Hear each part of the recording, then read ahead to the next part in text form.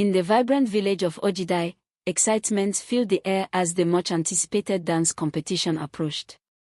The village was adorned with colorful cloth banners, and the streets were buzzing with laughter, drumming, and the chatter of eager villagers.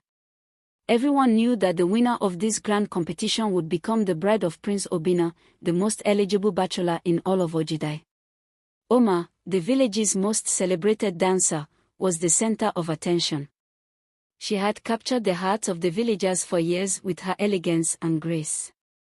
Every time she danced, it was as if the earth itself moved to her rhythm. Her dance was not just skillful but a heartfelt expression that left everyone spellbound. By her side, as always, was her closest friend, Adana.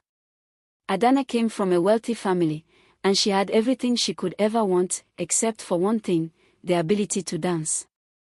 No matter how hard she tried, she could never match Oma's natural talent.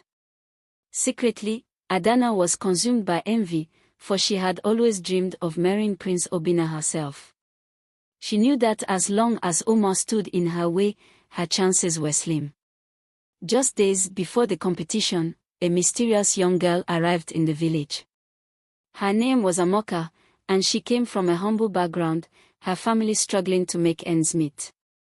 The villagers were immediately curious about her, for there were whispers that she had been born with the gift of dance, a talent so profound that even in her mother's womb, she had moved with a dancer's grace. One evening, as the villagers gathered around the central square, they were treated to an unexpected performance. Amoka stepped into the circle, her eyes shining with confidence. She moved with a fluidity that seemed almost magical. Her feet tapped against the earth, her arms swayed in perfect harmony, and the villagers watched in awe. It was as if the spirits themselves were guiding her. When Amoka finished, the crowd erupted in cheers. Even Oma, who had never been challenged before, felt a twinge of anxiety. The village elders, the prince, and the villagers all knew they had witnessed something extraordinary. Adana, watching from the sidelines, was furious. She had never expected anyone to rival Oma, let alone surpass her.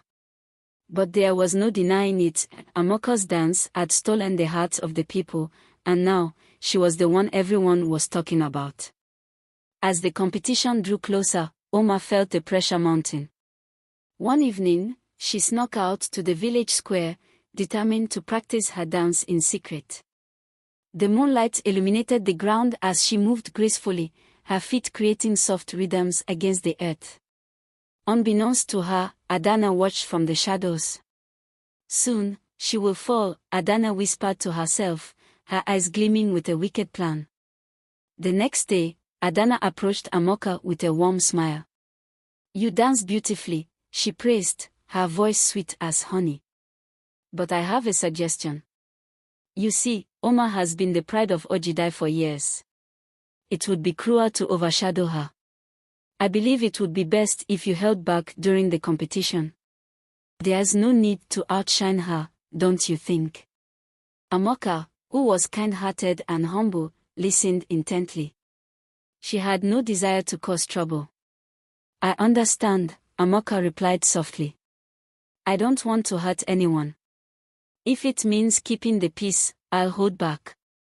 Satisfied, Adana left with a wicked grin. But her plan was far from over. She knew that Oma's beauty alone could still capture the prince's heart, so she needed to ensure Oma's downfall as well. On the eve of the competition, the village was alive with anticipation. Oma was a bundle of nerves, her mind occupied with thoughts of the competition and the prince. Adana, under the guise of being a supportive friend, joined Oma in her hut. "You must be so nervous, Oma," Adana said, her tone dripping with false concern. "But don't worry, you've always been the best. Just make sure you wear your best anklets tomorrow. You know how much the prince loves the sound of them." Oma smiled, grateful for Adana's support. "Thank you, Adana. I'll make sure everything is perfect." Little did Oma know, Adana had a sinister plan. As Oma fell asleep, Adana quietly crept back into the hut. She loosened the strings of Omar's anklets, making them fragile and ready to break at the slightest movement. The day of the grand competition arrived, and the village square was packed with spectators. The drums beat loudly, announcing the start of the event. The prince sat on his ornate throne, watching eagerly. His eyes scanned the crowd, searching for the woman who would soon become his bride. Omar was the first to dance. The crowd cheered as she stepped into the circle, her confidence radiating through every movement. But as she attempted a high leap, disaster struck. Her anklet snapped, the beads scattering across the ground. Omar stumbled, trying to regain her balance, but it was too late. She fell to the ground, her face flushed with humiliation. Gasps filled the air, and Prince Obina's expression turned to one of disappointment. Adana watched from the sidelines, a triumphant smile playing on her lips. Her plan was working per. Next, it was Amoka's turn. She walked into the circle, her heart heavy with the promise she had made to Adana. The drums began to beat, and she moved gracefully, but it was clear she was holding back. The crowd watched, impressed but not mesmerized. As she danced, Amoka caught a glimpse of Omar in the crowd, her eyes filled with tears. Memories of why she loved dancing flashed in her mind, the joy it brought her, the freedom it gave her soul. Amoka closed her eyes, took a deep breath, and decided in that moment to dance with all her heart. Her body became a blur of motion, her feet moving faster than the eye could see. The crowd was stunned into silence. Even the prince leaned forward, captivated by her performance. Amoka's dance was like a whirlwind, full of passion and power. Adana, sensing her carefully crafted plan slipping away, panicked. But the villagers had already begun to suspect foul play.